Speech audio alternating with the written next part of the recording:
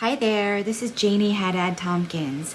You may know me as the voice behind the character of Margaret in regular show from Cartoon Network, among other things, and you are watching the Bois podcast. Happy birthday, Margaret! Thanks, guys. I'm gonna have to clean that up, you know. These are for you. Nice balloons. They were on sale. It sucks you have to work on your birthday. Ugh, seriously.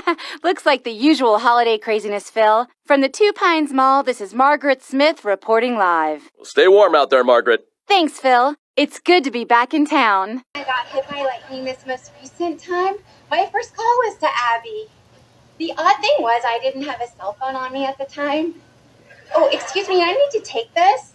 Yes, I have time for a short survey. And welcome back to another episode of the Boys Podcast. My guest today is an actress, voice actress, writer, director, producer, and podcaster.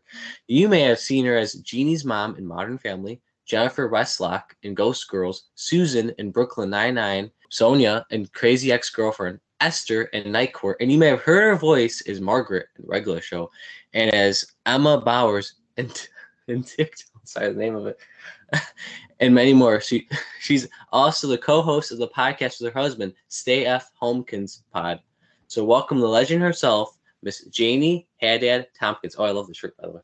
Nice. Stay F. Tompkins sweatshirt that I wear all the time. Thank you. Thank you for having me. Yeah. Thank you for the very nice introduction. Yes. You're very welcome. So, Janie, what have you been up to? How are you doing? How's Janie doing? Well, what have I been up to? Well, let's see. So far, things are a little strange in the acting biz at the moment because there's currently a writer's strike in Hollywood. I don't know if you saw that in the news, but that has put a big stop on going out for parts and stuff like that because you need the writers in order to read for the parts. So I've been mostly just like focusing on the Stay F. Tompkins podcast. We also started a Substack publication called Weekend Water that came out of our podcast.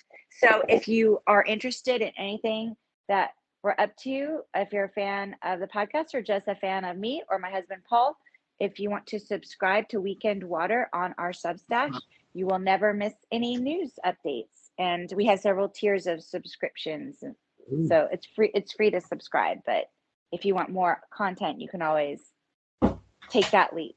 So that's what I've been up to mainly is just sort of trying to navigate the whole Los Angeles landscape. That's where I'm coming at you from in Los Angeles. So that's really cool. If you want, you could send me the link to the subscription thing. I absolutely will. Yes, I would love to, and you can share it.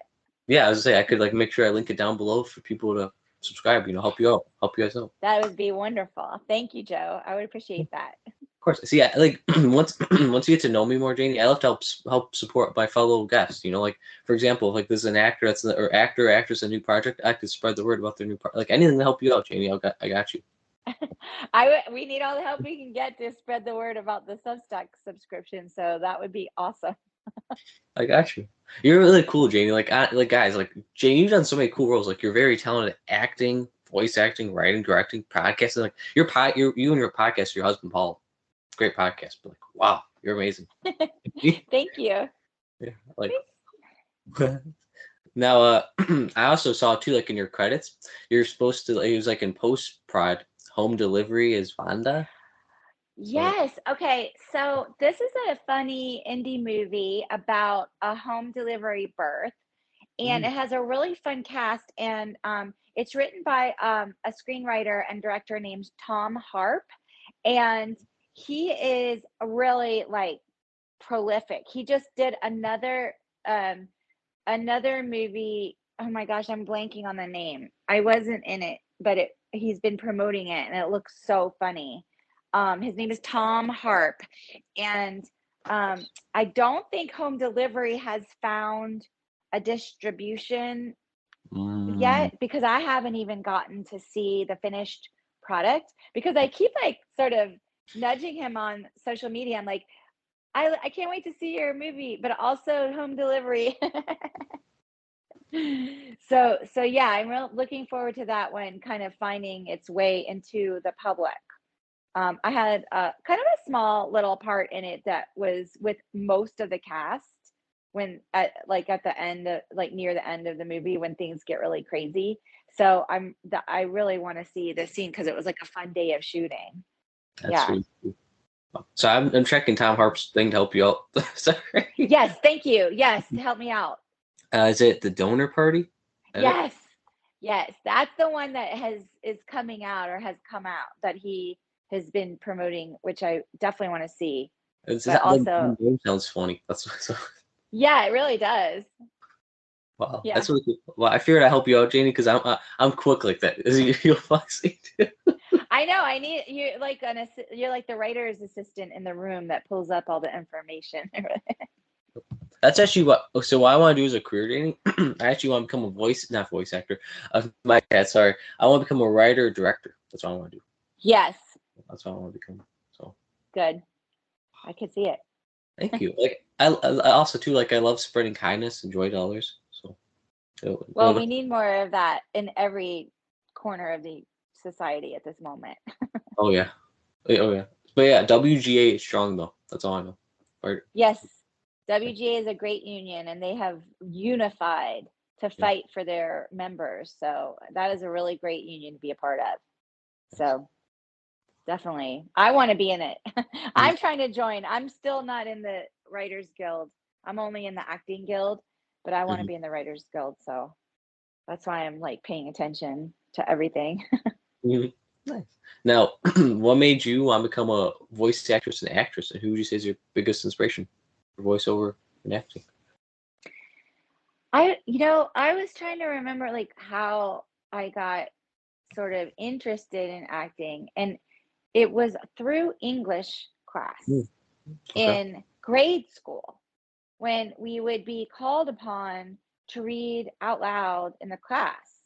And some of my classmates did not enjoy that activity, but I really enjoyed the activity of reading aloud in class. And I realized, I mean, I was too young in grade school to fully comprehend like this, like a career path of like storytelling and bringing stories to life as an actor.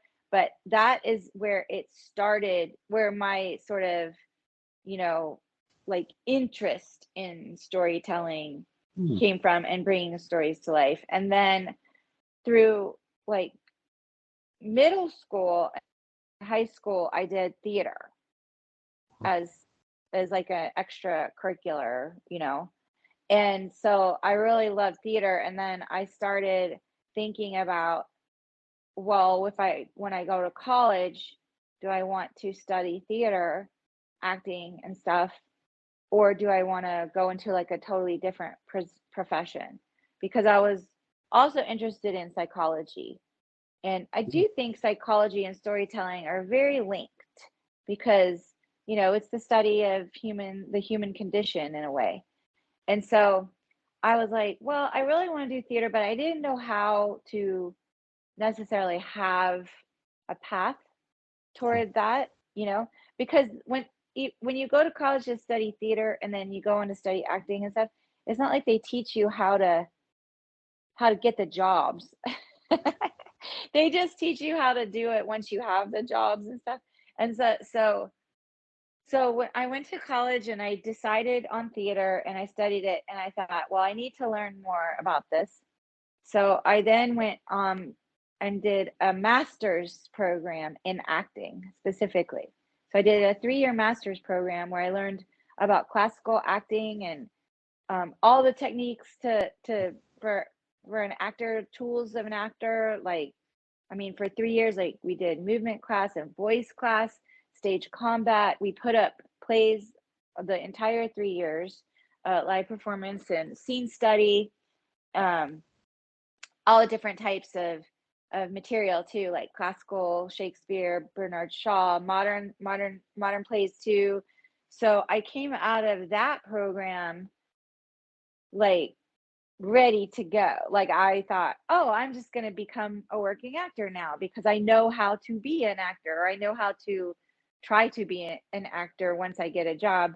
But then that whole education of like being in the business and figuring out the path toward a sustainable career as a professional artist, I don't know. I mean, I think now there's more information on the internet and stuff and podcasts and stuff that you can listen to, people sharing their experiences. But when I came out of grad school, you know, it was like still, you kind of learned it by doing it and meeting other colleagues and trying to get like tips and stuff on, you know, how to network yourself, how to market yourself, how to even getting auditions can be challenging, you know. Mhm. And so that was sort of my path into acting. I moved to New York right out of grad school. I wanted to work on stage primarily. For a lot of reasons, my interest shifted to television. I've always, I think I've loved television before I even loved theater because I was just a kid who watched like so much TV. Like That's cool. just I love television. I love the medium of television um and I ended up coming to Los Angeles. And I would say there are a lot of other actors out there that inspire me in different ways and that have very diverse careers. Mhm. I used to say, oh, I want to be Bryan Cranston, you Oh, know, because he was like, he did comedy in Malcolm in the Middle. He's been on stage on Broadway. And then he did drama in Breaking Bad. He could do mm, the whole thing. And to me, like that was, oh, like if I could be anyone, it would be a career like that one. But there's so many other performers and actors out there now who do a lot of different things. I love Olivia Colman. She's a British actress who mm, does a lot of different things. I don't know like who my biggest inspiration is. I feel like it's more of the community at large mm, is the inspiration to me because I can see so many different people doing a piece of what I want to do or this, that, or the other, you know, like um, you know, someone there also like nowadays I see actors who write for themselves for television mm, and mm, I like that inspires me too, you know? Like I want to pitch television and I want to be a part of it. I want to be a part of the making of it and the telling of the story of it. And um yeah, so gosh, there's just so many people out there who are making their way in this industry in so many cool ways that I do get inspired if I really drill down and think about, you know, who's out there doing stuff, you know? mhm. I Wow. hope that's a good answer to the question. It sounds very vague, but it's not. It's like I really do have to pull Yeah. inspiration from all of these different people because, you know, they have so much to offer, you know? Yeah. It's your story. Like it's your origin story, in my opinion. Yeah. Yeah.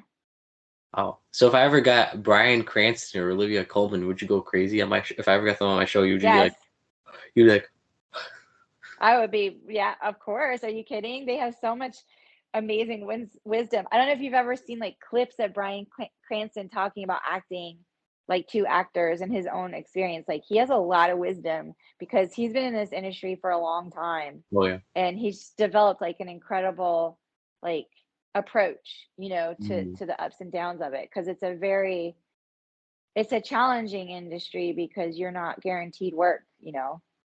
You have mm. to kind of like compete. What is your favorite acting role you portrayed? And yeah, Mm, I'm curious.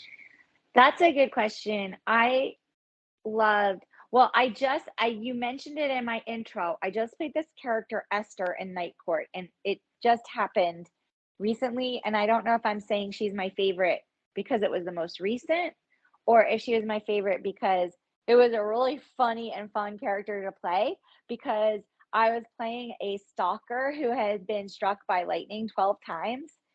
So I was like not all there, you know, but I come across as being all there, but when then, you know what I mean?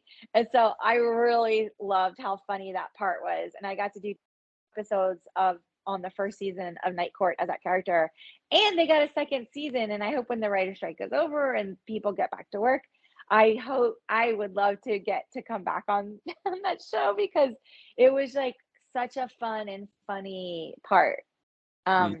And you can't beat like doing like really broad comedy with jokes and stuff like that. Like it is such a fun environment.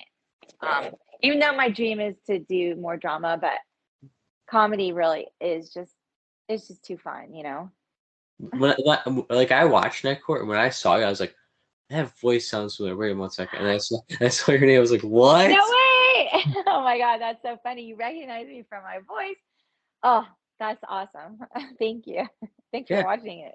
Yeah, like of course. Like I see my buddy's also in Night Court. His name is Pete Holmes. Do you know that? Oh yeah, of course. He was there when we shot the episodes. Yeah, he's one of my buddies. He's really close to me. Like he legit, when he was here for a comedy, like stand-up act for comedy, he actually gave me and my family front row tickets to see him. That's so nice. He's that's like awesome. He's like he's like tall. He's like a big. Oh yeah, I noticed. I noticed. He's like a big friendly giant. You know what I mean? He really is. Yeah. Yeah. How was the comedy show? I'm sure it was really funny. Oh, he's hilarious. Oh my God, like super funny, super down. He's nice though. Like I don't know if you met Pete. Like I don't know if you like. I know you work with him. Yeah, we did, but we didn't like chat. You know. He's very nice. That if you ever want anybody on your podcast, let me know too. I got you. Okay. Yes. Like, he's very like humble, down to earth guy. Like me and him still keep in touch. We text each other, call each other regularly. I can't talk, but yeah. That's great. That's really cool, and you did really great as a Night Court. Like I said, like when I heard that voice, I was like, that sounds very familiar. I want to see these credits when the credits come. That's so funny. Oh. Well, thanks for watching. Of course, you're very welcome. Now I know. Now I'm just curious. You. So for people at home, she sounds just like Margaret, in my opinion. People don't. Can you say Mordecai for me? That's all I ask. I mean, Mordecai. Because that's her guy. So whenever you would say Mordecai to him, like that's like an iconic thing you would say. Yeah, and I've never even known anyone in real life named Mordecai. Have you? Not that I know. Not yet so far that I know. Not yet. Not yet. That's a good name though. Someone should name their kid Mordecai. Wow. Now can you please walk me through the audition process? How did you get the role of Margaret? How did you get that iconic role? Okay. So when I was when I was like waiting tables and trying to get more acting work on camera, I started to interact with other actors who also did voiceover stuff. And I had never really thought about doing voiceover stuff. I guess I didn't know how to like break in or, because it's not the same. You don't have the same agent for getting on camera work as you do for getting vocal acting work. It's a totally separate agent and representation and audition process and all of this stuff. And I was like, oh, I want to try to put my name in, try to get in the mix of jobs like those, because it will just increase, like, maybe I can get out of waiting tables. I can, I can, pay my rent more that way or something like that. So then I went on this whole like journey of searching for someone. Well, first you have to have a bit of a sample, like a demo. A demo. Sorry, thank you. I couldn't think of the right word. You have to have a demo. And my friend Joel at the time was studying sound mixing and stuff like that, and so he agreed to record a demo with me. And so I just went through and like ripped out like magazine ads and listened to commercial stuff and came up with some readings like to put on my demo. And then I had to go about like trying to find someone to listen to it and agree to like represent me. If I remembering some of this correctly, this would have been like around like 2007 when I started trying to do this.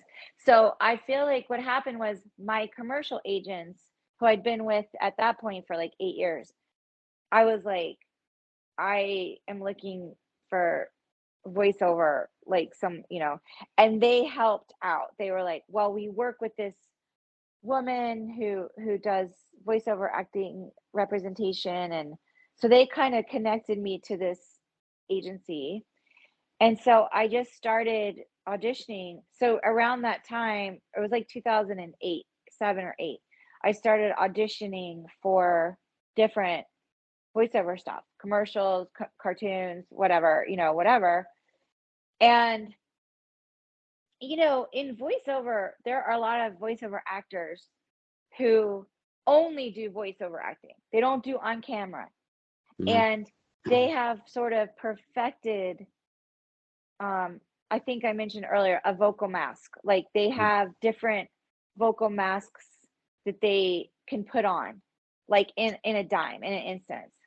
Now, I don't really have that kind of skill set. I mean, I can do some stuff, but like there are people that can drop into like impersonations of people on a dime. I mean, and it's like amazing how they do it. At the somewhere around in that time, I had listened to this interview. Okay. I think this like famous voiceover actor, I think his name is Billy West. Is that true? Is that someone's name? Yeah. Billy West. That's the name. Billy West. Yeah, famous voiceover actor.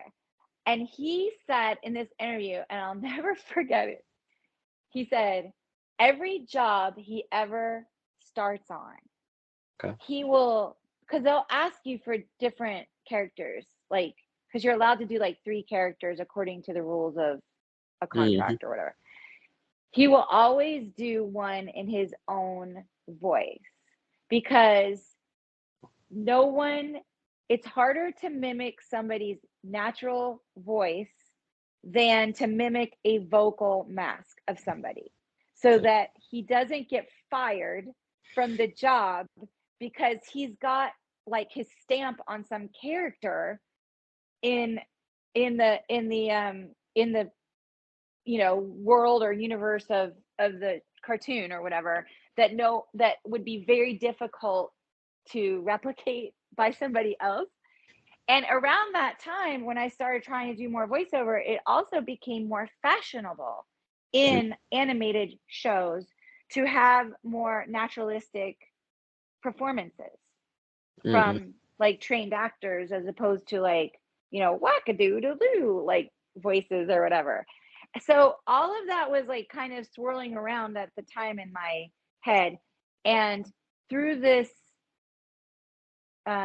voiceover agent I was working with at the time, it was just an audition that came through that it just said that they wanted like a naturalistic read. The character was sort of a cool girl, like cool character, like cool girl character. And I was like, well, this sounds very close to like how I perceive my own persona. Like, like I'm kind of like laid back person, and so I just did it in my own naturalistic personality, if that makes sense.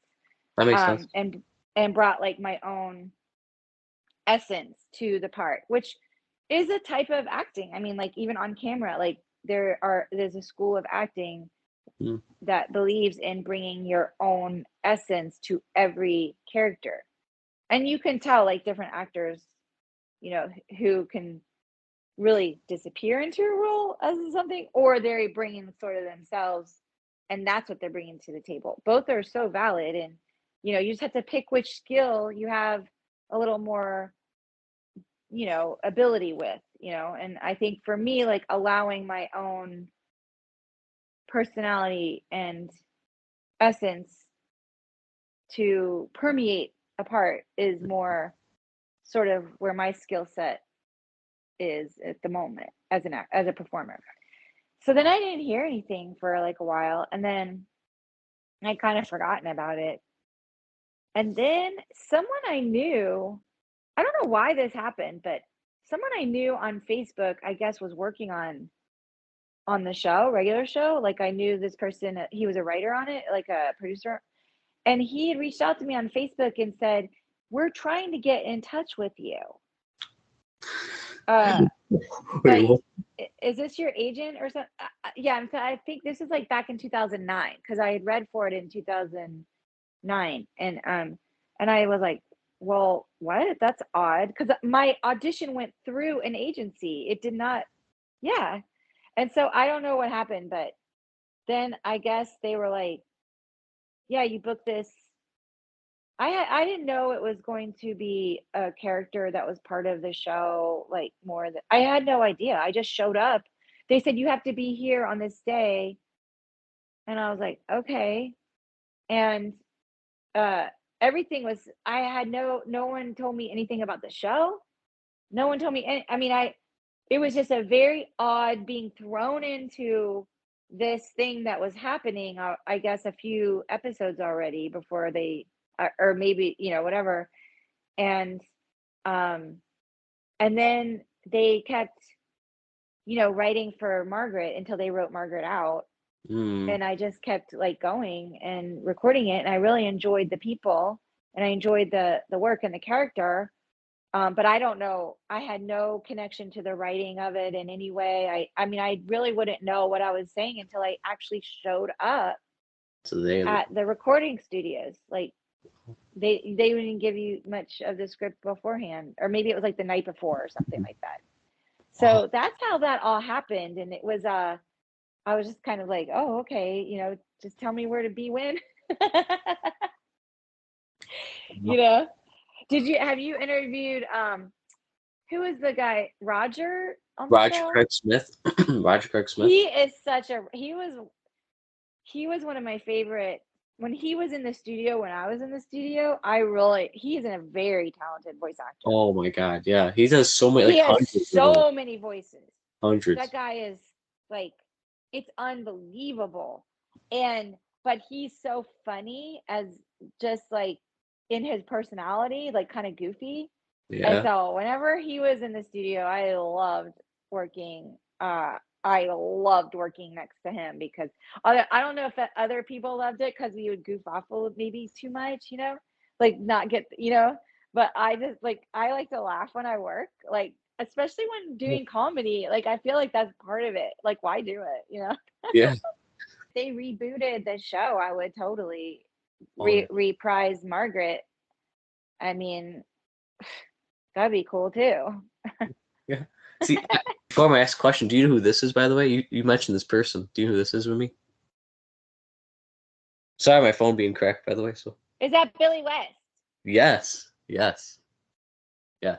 You know what? I met him in person as well. And I think I have a photo in my collection as well. And I'm going to have to look for it. He would not remember me. It was at, we were all in San Francisco. Do you know about the San Francisco Sketch Fest? It's once a year. Okay. Mm-hmm. It's a comedy festival that happens like in January, February of every year.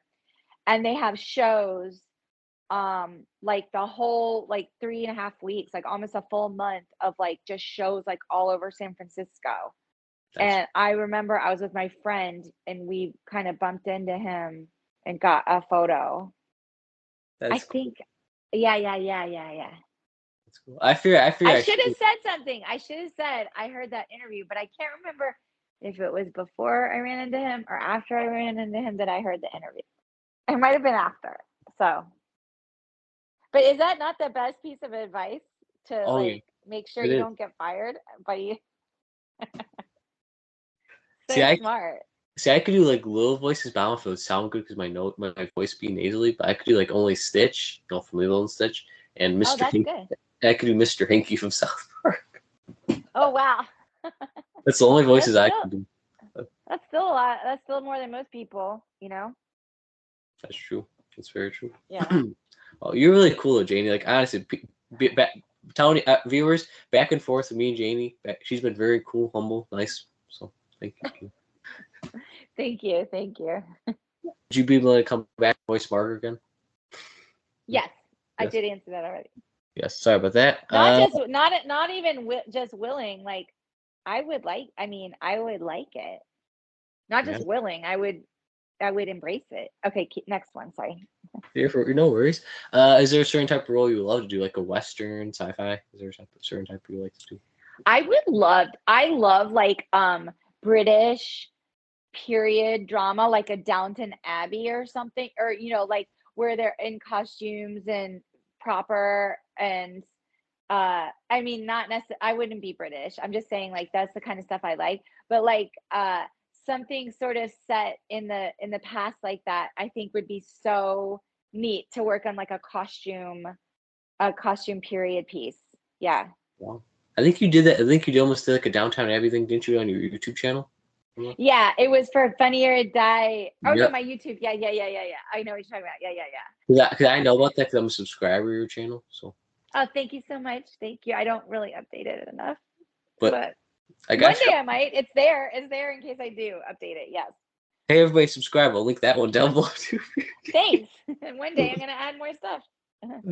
Now, over the years of your career, do you still keep in touch with co-stars? You said Minty Lewis. Anybody else you keep in touch with? Minty and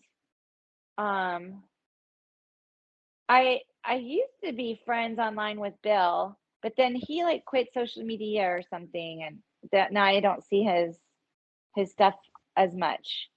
But if I ran into him, it would be so fun, like to run into him. But definitely just Minty, I think, at this point.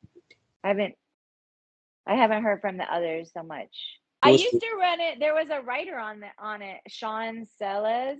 Oh yeah, that's a writer. And I used to run into him in my neighborhood, but I haven't bumped into him in a while. Maybe either he moved or maybe I'm not going outside as much as I should. Now, who's the coolest person you've worked with? Who would you say? The coolest. Like ever? That might be tough now.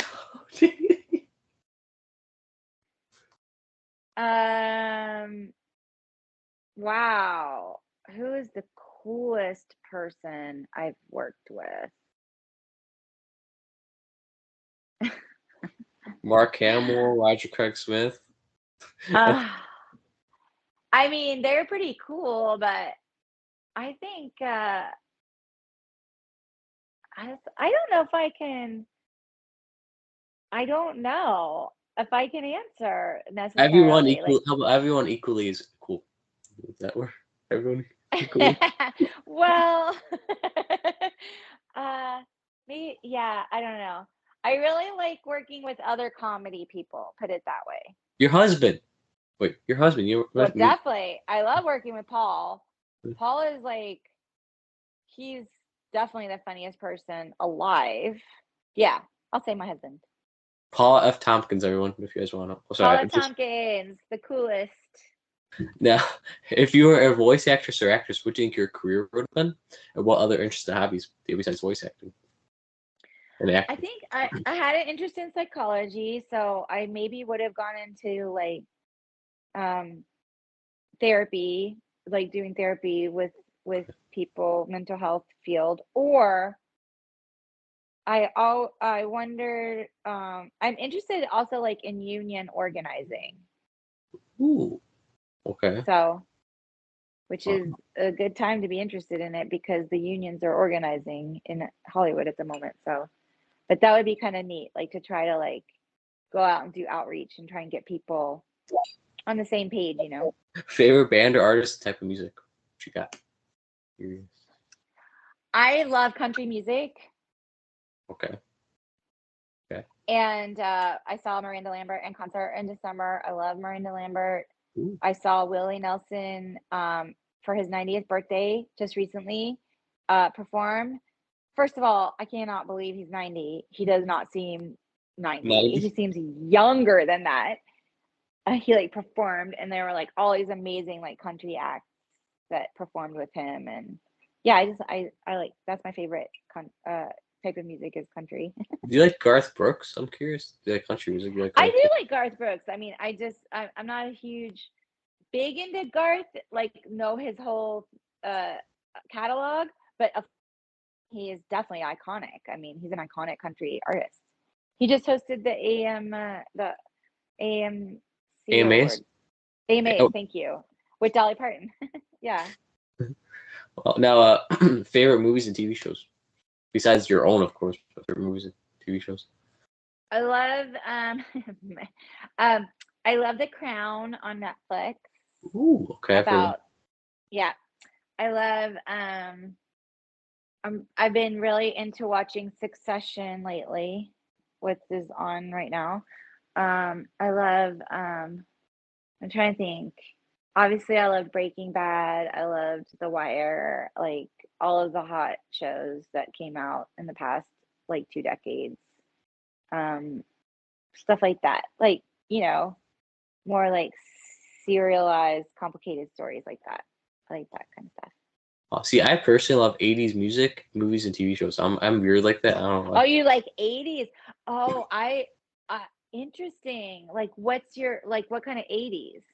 Ooh, Like, there's Breakfast Club, Back to the Future, 16 oh, Candles, Weird Breakfast Club's Science. great. I mean, I love Breakfast Club too. Yeah. It's a classic. And then music-wise, my favorite band of all time is Queen. It'll always be Queen. Oh, that Queen is a classic band. I mean, of course, Yeah, and then they're I also incredible. I also like my good friend's band, Huey Lewis. Huey Lewis in the News. He's one of my good friends. Oh, Huey yeah, Lewis. yeah. Oh, yeah, of course. I mean, I grew up in the 80s, so It's I'm right there. my favorite music. Like no one I know really listens to the 80s. That's why I like. You know what I mean? That would be a nostalgic type of thing for someone your age. I would agree. Now, favorite sports and favorite teams. I don't feel like do you like sports at all, Janie? Okay, so my husband loves baseball, and so in our house we watch the Phillies and the Dodgers. Phillies. And so wait, who likes the Phillies? Who likes the Dodgers? I'm confused. Well, my husband Paul is from Philly, Makes sense. Okay. so that's our first team. And Okay. then if they don't make it to the finals, then we cheer for the Dodgers because we're in LA. Nice.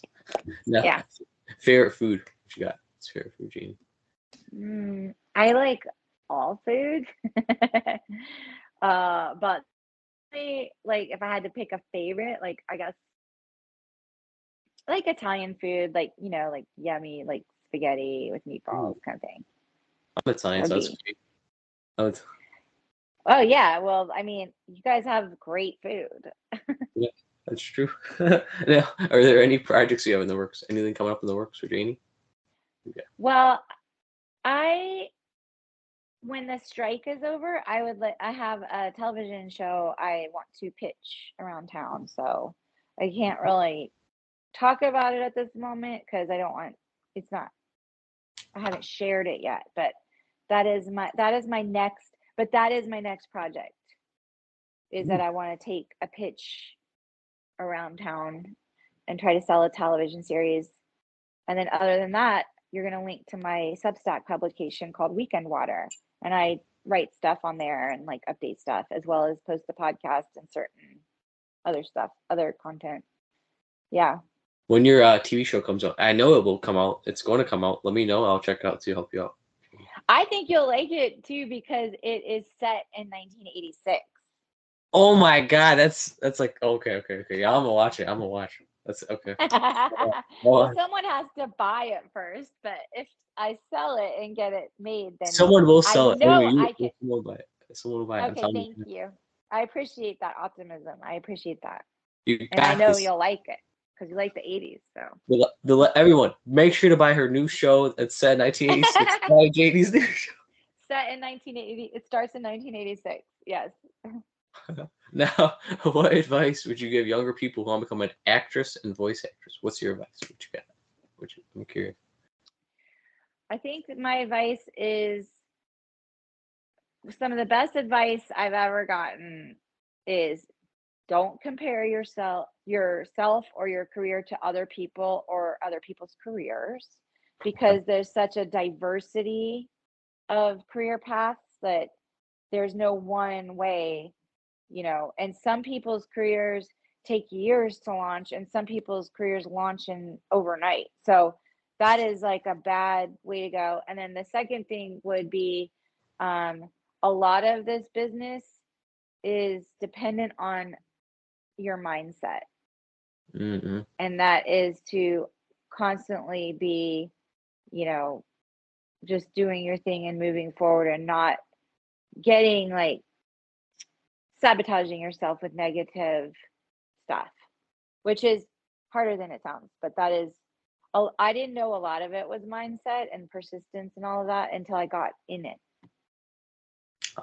I always like to I always like to like stay humble. Remember, it came from like don't like get over cocky. People get cocky and they think they're all that. You know what I mean? Yeah. Well, that's a problem in our society at the moment, I've noticed. Yeah. There needs to be a little humility overall. That Yep. is a good piece of advice for everyone, no matter what business they're in. Thank you. Yeah. Now, would you be? I know you said would you be? I'm curious for the fans because they might have questions. I can always send you the questions ahead of time. Would you be willing to come back on for part 2, answer some fan questions? I'm sure they have questions for Margaret. For anything. I mean, I would keep it open, but I can't promise because my schedule gets pretty filled up. But I would keep open to that if there are fan questions. But I will Yeah. answer anything you email me for sure. Yeah, it'd be whenever hear you're from any. available. Whenever you're available. Not like right away, like of course, but whenever you're available. Just not. Okay. I'm not. Guys, I'm not gonna rush you. I'm not gonna rush you, Janie. Whenever you're available, Yeah, I gotta go. I gotta try to sell a TV show. So Yeah, that when the it's strike going to sell. is over. It will sell. I know that it will, Janie. Just say this has been a pleasure. It has been lovely meeting you, Joe. Thank you so much for having me. And I'm sorry we just got a technical difficulty right at the end. No worries.